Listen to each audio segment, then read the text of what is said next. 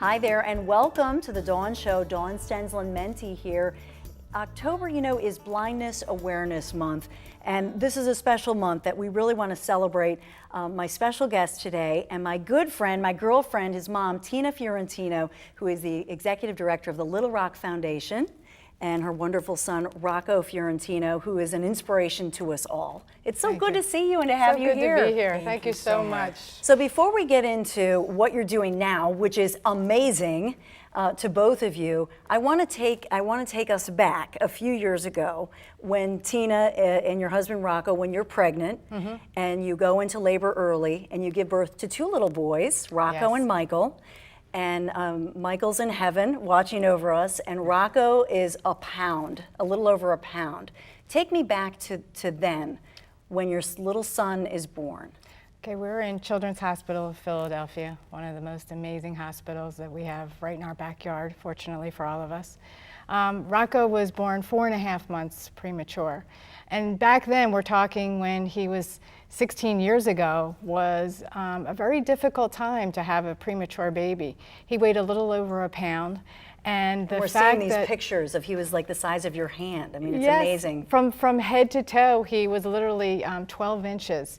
And to think that he only weighed a little over a pound, it's just kind of amazing to sit with him at age 16 now. Bigger than you. Bigger than me. And back then it was such a long road and a real struggle, not so much day by day, but even hour by hour, because he was so critical. I mean, when you think about a premature baby, most of their organs were not developed. He couldn't even hold his own heat for his own body.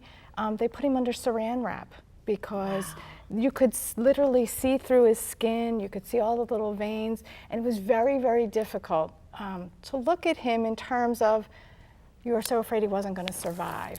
And we had already lost Rocco's brother. He did not survive the birth. And going day by day and watching him mature as the months rolled on, we never understood what challenges he would have or might have, because they kept telling us, it's day by day, we're not sure if he's going to survive. But the critical point for us was, let's just get him home.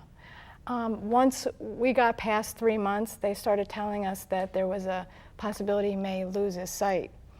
And I was just waiting to take him home. It didn't matter whether he had sight or he didn't have sight. Because what were the odds at that point? What were Rocco's odds of survival? 3%. 3%. So, when you look at the odds of that, pretty much all the doctors pretty much gave up on him. There was one doctor at Children's Hospital that said to me, he's at 100% oxygen. It may detach his retinas. And I said, but this is in God's hands. We can't really play around with this. Let's just give him steroids, which really invites infection in. And that's critical when he was born with a hole in his intestines. So he literally was lying open with this stomach that really was inviting infection in when you start to deal with steroids. But we made that decision, and it was almost like that was the turning point for him. He made it through the night, which they didn't expect him to do. And every morning the nurses would come in and say, is Rocco alive? And he survived, and he really is our rock here at the hospital. So that kind of stuck with us as the little rock. My husband's name is Rocco. And when Rocco was born, we just decided to name him after his father. So it was a critical point for us. But we spent 6 months in Children's Hospital, and as Rocco started to grow and be able to mature there, it really took a lot for us to be able to kind of look down the road to a future, because we just weren't sure of what kind of life he was going to have, because they kept preparing us. As a premature child, you're not really sure what challenges we'll be facing. And then not knowing what the road would be ahead, you just go straight forward into it and say, listen, whatever cards are dealt, that's what I'm going to deal with.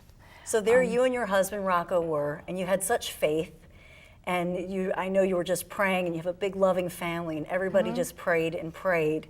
And to see you now, I mean, it's just, some days I know you pinch yourself. You think. You have to pinch yourself, because the journey has been such a long road for us.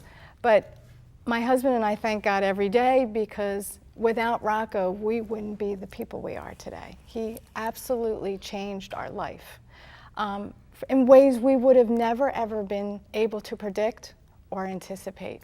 So the fact that Rocco has been given to us through God and has blessed us in such a way, we've been able to take what has happened to Rocco and help other families. And while I was in the hospital, I kept saying to myself, who do I know who has no vision? Where can I go? Who can I talk to? Because as a new parent, you just want to be able to connect with somebody Right. to say, tell me what I can do.